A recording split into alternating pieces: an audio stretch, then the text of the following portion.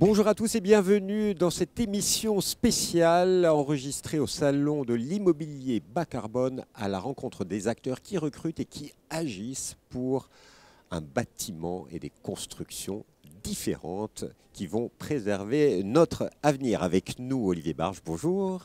Bonjour. Vous êtes directeur opérationnel d'APRC, directeur général également au niveau du groupe. Juste très concrètement, on est aujourd'hui sur un salon du bas carbone. Est-ce qu'aujourd'hui en France, les choses évoluent ? Moi, je vois toujours le verre à moitié plein. Et moi, je trouve que oui. Oui, les choses évoluent parce qu'en fait, on a démarré, on est tous sur le même chemin là, et on est à des degrés différents sur ce chemin-là. Mais malgré tout, on y est sur le chemin et on voit bien que la prise de conscience collective, elle existe. Malheureusement, les événements nous forcent à le constater.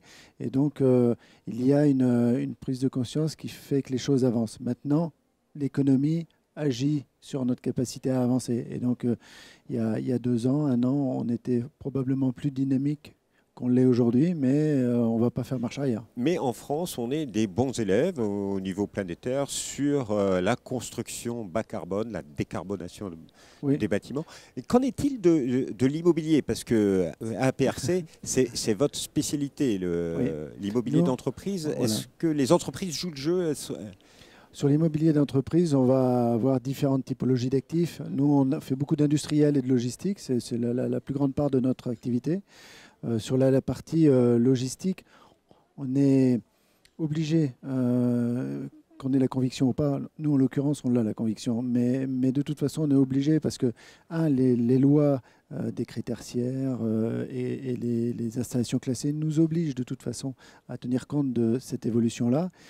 Et puis, notre volonté, notre ADN fait qu'on y croit. En réalité, la partie environnementale, décarbonation, biodiversité, ces sujets-là, par le passé, ont été vécus probablement comme des surcoûts, difficiles à vendre, etc. Aujourd'hui, un bâtiment qui est bien étudié et qui va être décarboné, qui va moins consommer d'énergie, il va aussi moins consommer d'euros. Donc du coup, les deux se rejoignent. Donc aujourd'hui, la vérité, c'est que ce n'est pas une option, c'est un standard dans lequel il faut avancer, quoi. Et comment vous avancez, vous, en tant qu'entreprise ? Qu'est-ce que vous proposez et qu'est-ce que vous faites pour vos clients ? Alors, on a différents cas de figure. Quand on est contractant général, donc là, on répond à un appel d'offres, un cahier des charges qui est défini. Donc là, on essaye de suggérer des actions d'amélioration quand c'est nécessaire, quand on pense qu'on peut le faire sur les projets. Et puis après, on a notre activité de développeur dans lequel, là, on crée des projets. Et donc, dans ces projets, on embarque tout de suite un certain nombre d'initiatives. Alors, il y en a qui sont très connues, comme du photovoltaïque sur le toit, mais il faut encore le faire. Et on a la faculté sur les grands ensembles immobiliers tertiaires et plus particulièrement industriels et logistiques de pouvoir faire des grandes centrales. Donc on le fait, mais on fait aussi de la géothermie. On va aussi mettre en place des bonnes recettes de bon sens. Vous savez, vous augmentez un petit peu l'épaisseur de l'isolant, vous faites beaucoup d'économies d'énergie et ça ne coûte pas très cher. Mais et vous accompagnez les entreprises donc tout ça, dans ces... C'est exactement ça, c'est-à-dire qu'il y a un accompagnement puisqu'il faut démontrer que... Mais il y a en permanence des innovations, donc il faut en permanence avoir de nouvelles compétences. C'est quelque chose qui est difficile à trouver, les compétences sur ces thématiques de la construction durable aujourd'hui ? C'est compliqué. C'est compliqué parce qu'on est dans des métiers nouveaux. Donc forcément, il est difficile de prévoir la formation d'étudiants sur des métiers qui n'existent pas encore. Donc forcément, on a besoin de s'adapter. Et puis, on a aussi des métiers qui ont pris un essor considérable, c'est-à-dire tous les métiers autour de l'électricité, par exemple, aujourd'hui, entre le solaire, les voitures électriques, tout le digital, tout est connecté en électricité. Ça fait que cette branche-là, aujourd'hui, est en pénurie. On a un gros bureau d'études au sein de nos équipes et les équipes autour des Quand fluides, vous entendre, j'entends compliqué. vous recrutez des talents. On recrute, voilà. Vous recrutez. Quels sont les métiers sur lesquels vous avez vraiment des besoins et s'il y avait un appel à passer, il y a des jeunes qui nous écoutent. Aujourd'hui une société qui a 17 ans. On a en un an à peu près doublé notre chiffre d'affaires. Donc on a une croissance, je dirais, organique assez large dans la plupart des branches de l'entreprise. Mais là où on recherche le plus, donc c'est ce que je disais tout à l'heure, les lots techniques, hein, tout ce qui est fluide, électricité, CVC. Ça, c'est compliqué de trouver des talents.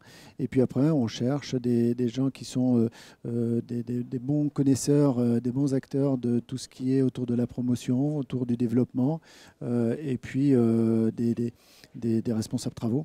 Aujourd'hui, les responsables travaux, c'est pas facile parce que c'est un métier qui nécessite d'être sur place, sur le site où on construit. Il faut suivre les travaux. Les techniques, les innovations, ces nouveaux matériaux, c'est quelque chose... Vous formez, j'imagine, en interne aussi On forme, on a des veilles, on fait partie de clubs, d'associations pour pouvoir... Vous travaillez avec des écoles On travaille avec des écoles, on a des partenariats avec différentes écoles d'ingénieurs et donc on intervient dans certaines et donc on essaye d'acculturer un petit peu l'ensemble